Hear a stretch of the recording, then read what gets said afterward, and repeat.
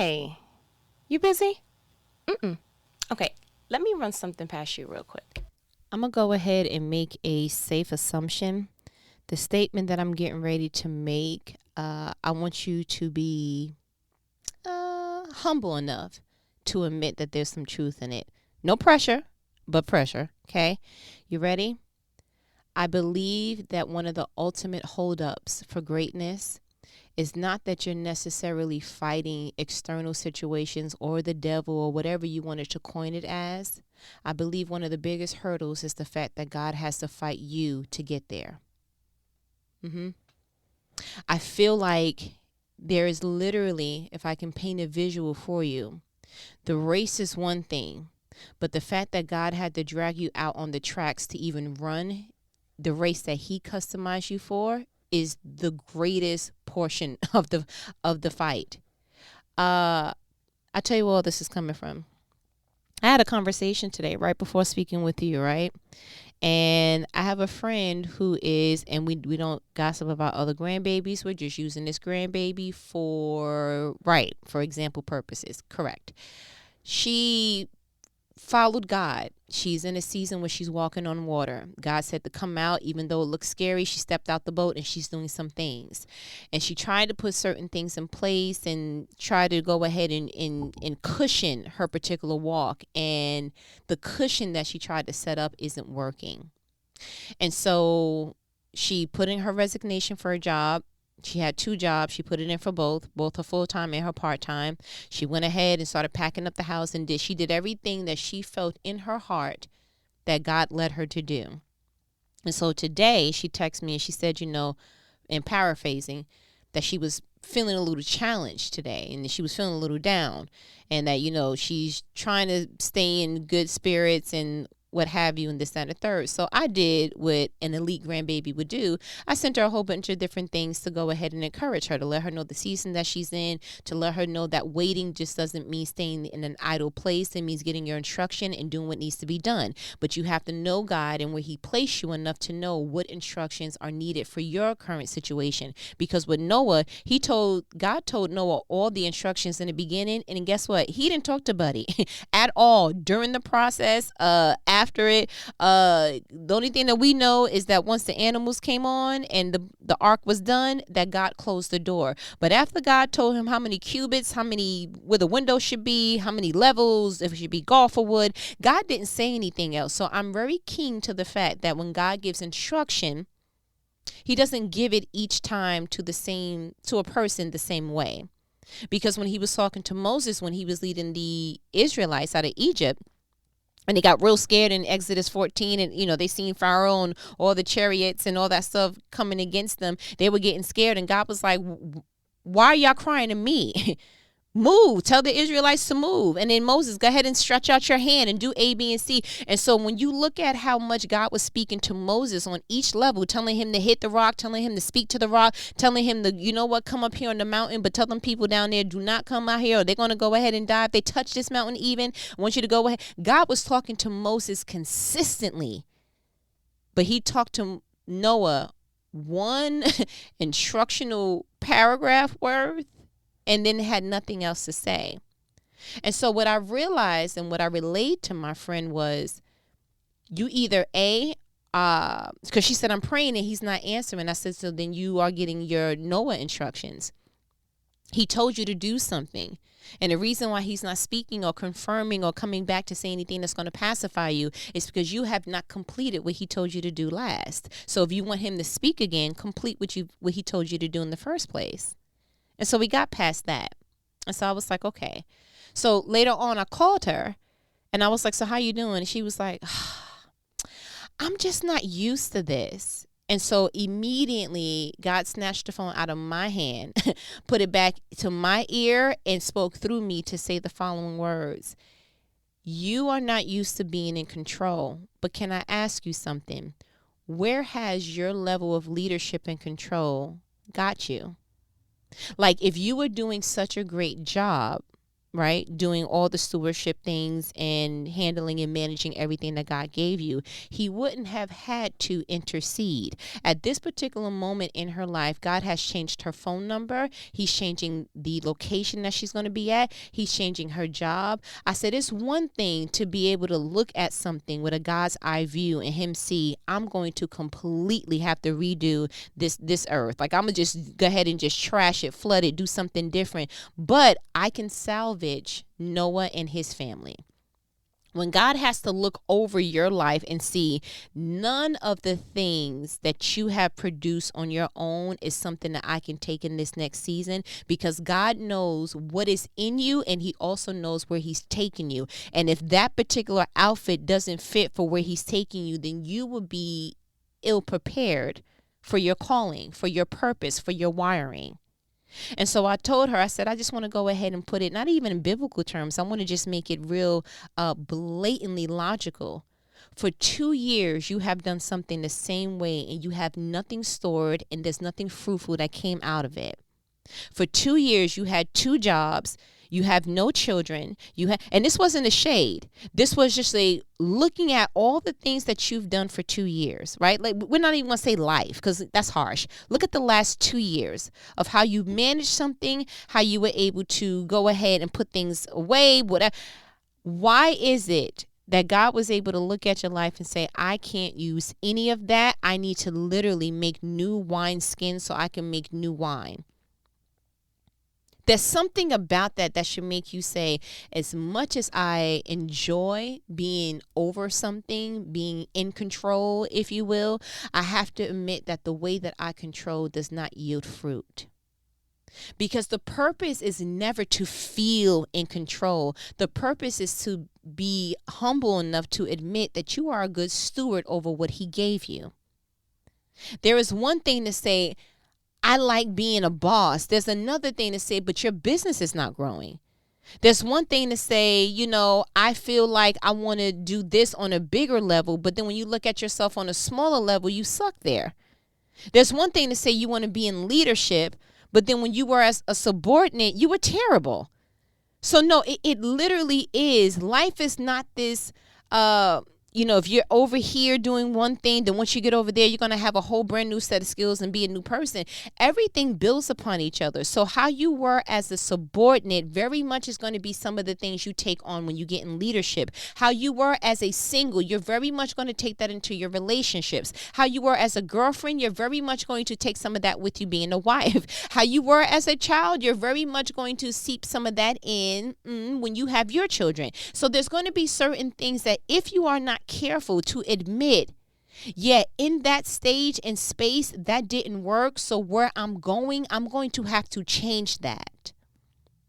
I don't know what it was about this conversation, but it was triggering. And I said to her, we need to change this ideal that we get so wrapped up in what's normal to us that we can't see is not fruitful any longer.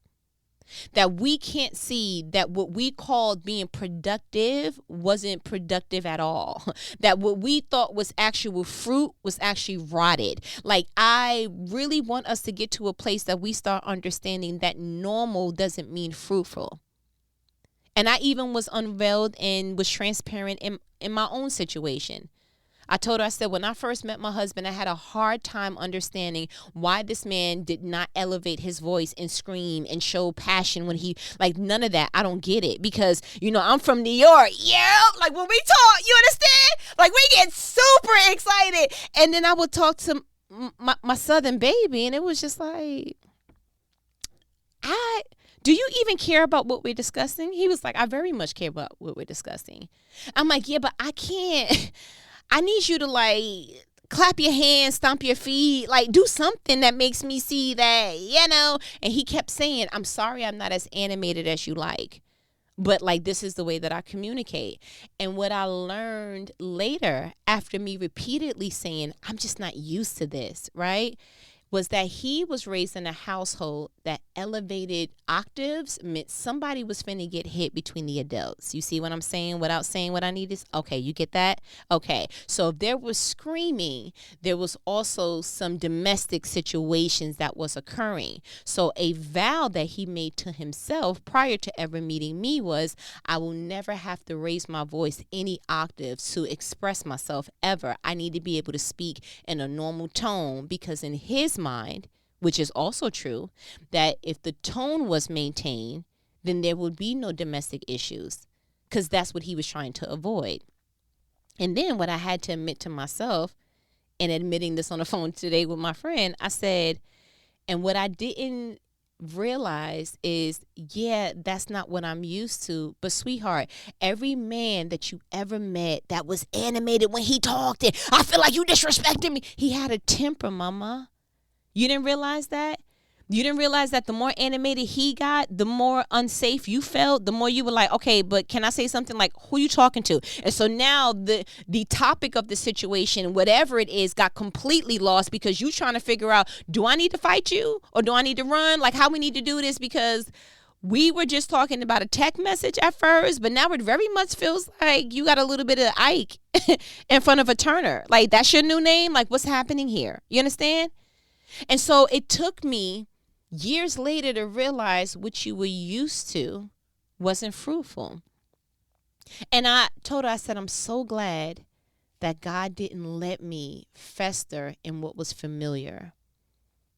Because again, why is it this way? I don't know, but I literally feel like he fights us. He fights us, but we fight him for our normal. Why? You passing up the good buddy because you want the bad boy that everybody wants, that low key everybody's looking at, but you don't want him for everybody, but he for everybody. You want the chick who she got the bad body, possibly a BBL, possibly all the other things, but at the same time, how you met her in the club, you don't want her to be there no more. Like, sir, is it okay? Okay, you want the job that has all the money and all the things, but you don't realize there's all the responsibilities. And so you're trying to figure out a way that you can not be stressed out, but still be paid. And it's like, maybe, just maybe, if you changed your normal, you wouldn't have to be in that fight no more.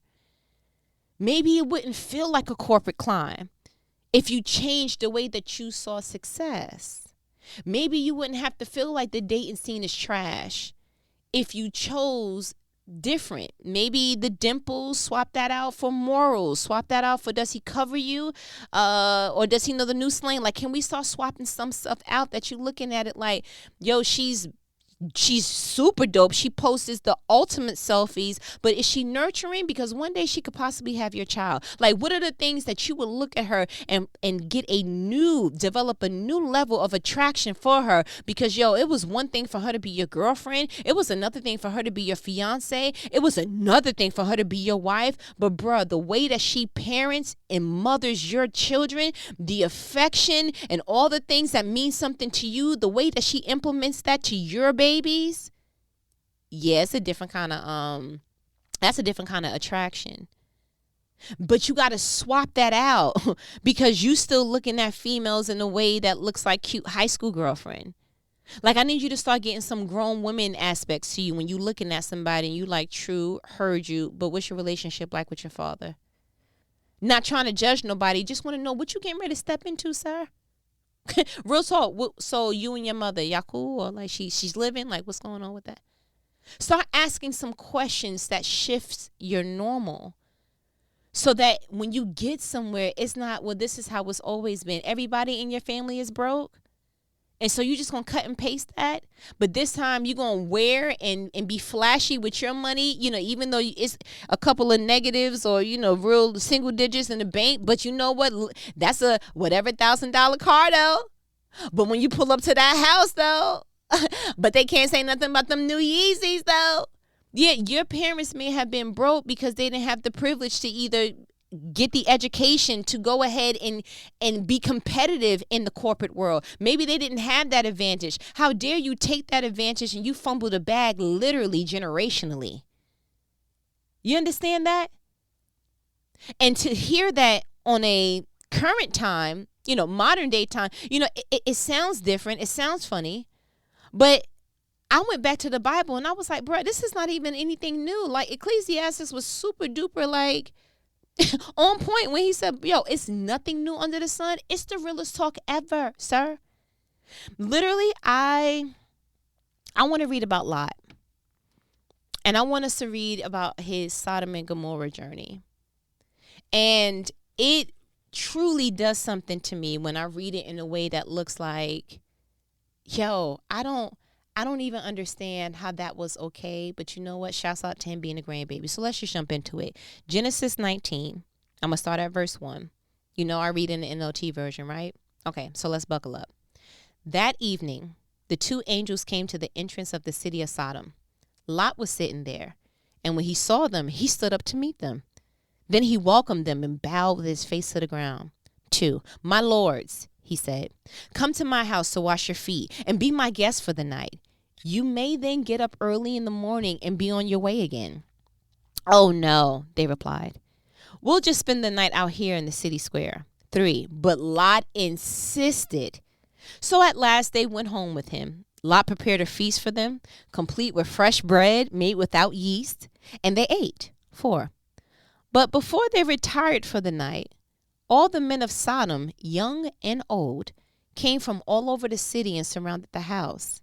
5. They shouted to Lot, "Where are the men who came to spend the night with you? Bring them out to us so we can have sex with them." 6. So Lot stepped outside to talk to them, shutting the door behind him. 7. Please, my brothers, he begged, don't do such a wicked thing. 8. Look, I have 2 virgin daughters. Let me bring them out to you, and you can do with them as you wish. But please leave these men alone, for they are my guests and are under my protection. 9. Stand back, they shouted. This fellow came to our town as an outsider, and now he's acting like our judge? We'll treat you far worse than those other men. And they lunged toward Lot to break the door. 10. But the 2 angels reached out, pulled Lot into the house, and bolted the door. 11.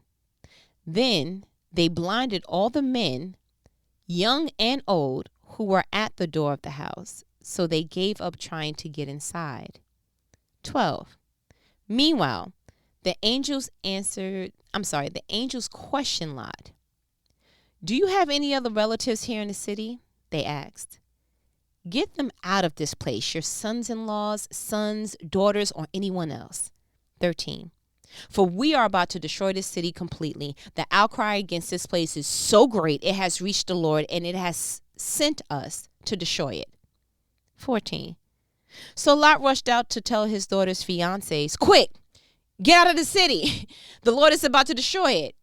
But the young men thought he was only joking. 15. At dawn the next morning, the angels became insistent. Hurry, they said to Lot. Take your wife and your 2 daughters who are here. Get out right now, or you will be swept away in the destruction of the city. 16. When Lot hesitated, the angel seized his hand and the hands of his wife and 2 daughters and rushed them to safety outside the city, for the Lord was merciful. 17. When they were safely out the city, one of the angels ordered, run for your lives and don't look back or stop anywhere in the valley. Escape to the mountains or you will be swept away. 18. Oh no, my Lord, Lot begged. 19. You have been so gracious to me and saved my life, and you have shown such great kindness, but I cannot go to the mountains. Disaster would catch me up there and I would soon die. 20. See, there is a small village nearby. Please let me go there instead. Don't you see how small it is? Then my life will be saved. 21. All right, the angel said, I will grant your request. I will not destroy the little village. 22. But hurry, escape to it, for I can do nothing until you arrive there. This explains why that village was known as Zor, which means little place. Can I say something to you? When you hesitate, when God tells you to do something, you start to lose more things. Because initially the angels told him, do you have any relatives, any family, any? And so when he initially went out to tell his daughter's fiancés, hey, we need to go, and they thought that it was a joke, it actually turned into him actually being in disbelief. And so what happened was, it went from, and I'm going back to it because it blows my mind, 14. So Lot rushed out to tell his daughter's fiancés, quick, get out of the city, for the Lord's about to destroy it. And then literally it says after that, but the young men thought that he was only joking. At dawn the next morning, the angels became insistent. Time out. They told you the night before. They literally told you to your face, go ahead and get anybody that, it says, do you have any other relatives here in the city? Get them out of this place, your sons-in-laws, sons, daughters, or anyone else. And because he waited a whole 24 hours probably after, before, literally the fact that it says at dawn the next morning, it's like, okay, so now you don't get that. So now instead of it being sons-in-laws and all that other stuff, they had to go ahead and let him know, take your wife and your 2 daughters. If you would have left when they told you to leave, you would have had a legacy to leave behind. Because if you read the story more down the line, because his daughters didn't have anyone to produce lineage with, they had to go ahead and trick their father and sleep with him. It didn't start that way, though. The fact that the angels had to fight him, they had to fight him to go ahead and even get out. But the thing that started, that's getting to me, wasn't that it was the fight. It was that the fight was consistent. They literally had. Why was it normal, Lot, to have a conversation with someone, a group of men in Sodom that decided they wanted to go have sex with who you've known to be angels? And instead of that being weird to you, you went ahead and said, well, why don't y'all just try my daughters? I have 2 of them. You could do what you want with them, but leave the guest. How long were you in Sodom? How long were you in that environment that even having that conversation became normal to you? Something is off to the point that the angels had to reach out, pull him into the house and bolt the door. And then to get them to stop trying to break it down, he had to make them blind. That wasn't enough for you to be like, yeah, you know what? I think SpongeBob meme, I'm going to go ahead and head out. That was so normal to you that even with them saying, hey, go get your other relatives, your sons-in-laws, and all the other stuff, that for you to go out and tell them, we need to go, for them to think that, you're joking. What happened from the time that you saw that the angels blinded them and that told you, go get your relatives, that you then became, yeah, maybe you're right, that you became so normal, or it became normalized for you to have conversations that people doubted the very angel, the very God message that you heard yourself? How long will you be in an environment that you will allow knowing what you heard firsthand to let somebody else hear it and make you be in disbelief behind that? That doesn't make any sense to me. How did you relay that message that your sons-in-law were able to think that you were joking? But more importantly, how did they respond that they were able to make you forget that that word came from God? That's the part that's like, that's the normal that you decided to hold captive to. But then what the Holy Spirit showed me even further is that he told Lot to run for his life, to go ahead and run, and because he don't want him to be swept away. And God loved him so much that he let him know, I can't do anything. The angels let him know, I cannot do anything without you being safe, right? And even with that kind of power, I would have felt instantly love. I would have felt like, God, you love me so much that even in the midst of you getting ready to destroy everything around me, you want to make sure that I'm safe. You want to make sure that I'm good. But you even ordered angels to make sure that I am safe, I am good, I am prosperous, I'm all the things. And they can't even start to destroy what's no longer valuable in my life without me being safe first. Like something about that would have made me feel so just comforted, so just loved, so just immersed in like, God, your word is true. You loved us like we would never be able to understand the way that you sacrifice for us, the way that you order angels around us. We would never be able to really get that. And when the angels would have said that to me, I think honestly that would have done something to my whole being. And having that kind of information, what did Lot decide to do? He decided to fight against that. Oh no, my Lord, I can't run that far.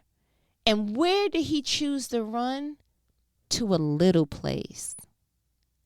The Bible literally says, this explains why that village was known as Zor, which means little place. And as a matter of fact, right before that in 21, it says that the angel said, matter of fact, 20, Lot says, see, there is a small village nearby. Please let me go there instead. Don't you see how small it is?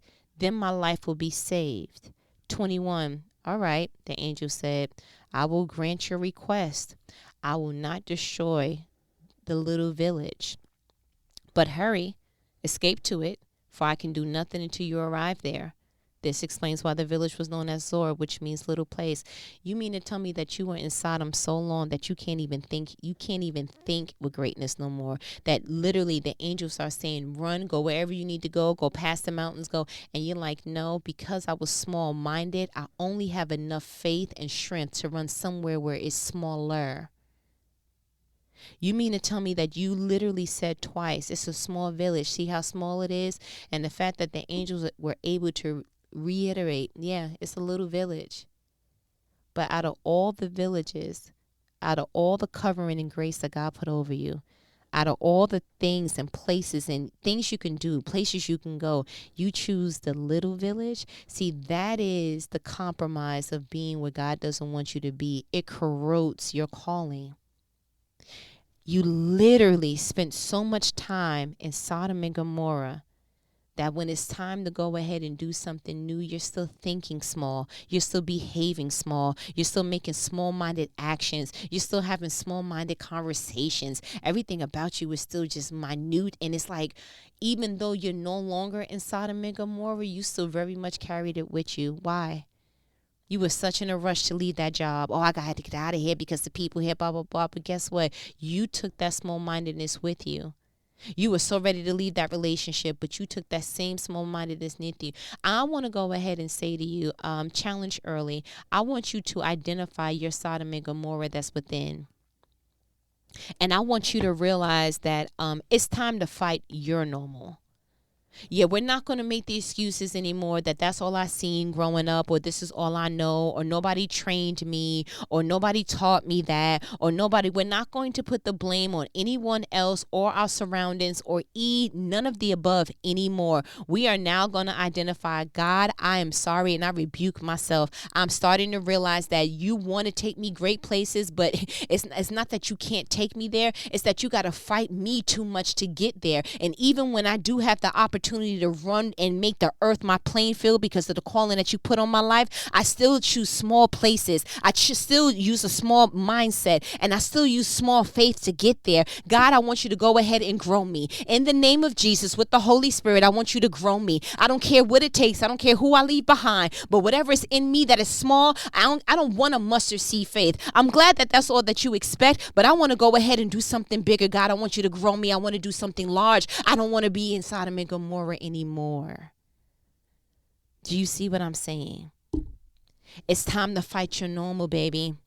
It's time to fight that. It's time to fight that. I need you to start doing something different, not just because you want something different, but because if you don't get that out of you, you're going to pass that down. If you don't get that out of you, you're going to start attracting that all over again. It will be a shame to leave Sodom and Gomorrah and attract a little bit of Sodom somewhere else. to be paired with a little bit of Sodom somewhere else, to work under Sodom somewhere else. It would be a shame because you still have that in you. So you attract to your level of healed, which necessarily means that you're attracting to your level of brokenness. And so if you don't unnormalize your normal, then you will continue to attract the same person, different name of social security number, the same person, just a different colleague, supervisor role. That's the person that you dealt with last time. You know what? You remember her from your last job. Now she's just in a different position at this job. You're going to constantly attract that particular friend. How come I keep meeting people that do A? It's because that whatever is in you, you have not healed yet. And until you heal it, you will always attract a little bit more Sodom. Do you understand that?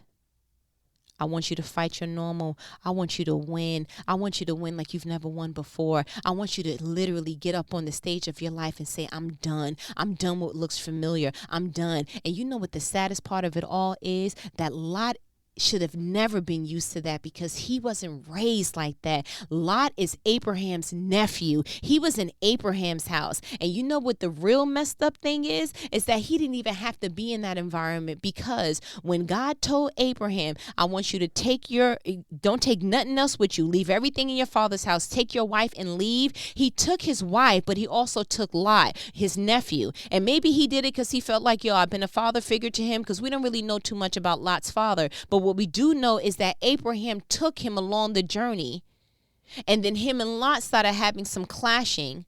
And so the next time that we really read upon Lot and get some juice about him, now he has a family. He has a wife. He has 2 kids. And so what his norm was at one point with Abram and being in Abram's house with his father and Sarah, what was once that normal, he created a whole new normal in Sodom and Gomorrah, where it was cool to have sex inappropriately and do things that he has never seen before. But he was in Sodom and Gomorrah for so long that just became normal.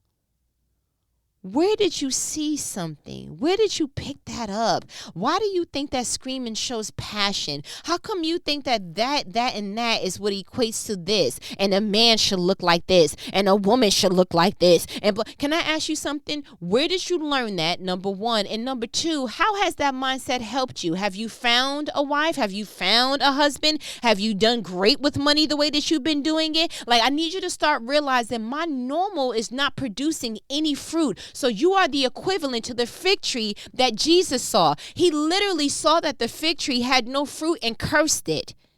And the Bible says that God is the gardener, right? And we are the branches, and we are the leaves and all the other things, and that he's pruning us to make more fruit. So you can't be the one branch on this particular tree that has no fruit. God will slice that off, and you will not be a part of this tree. I need you to go back to where you were producing fruit.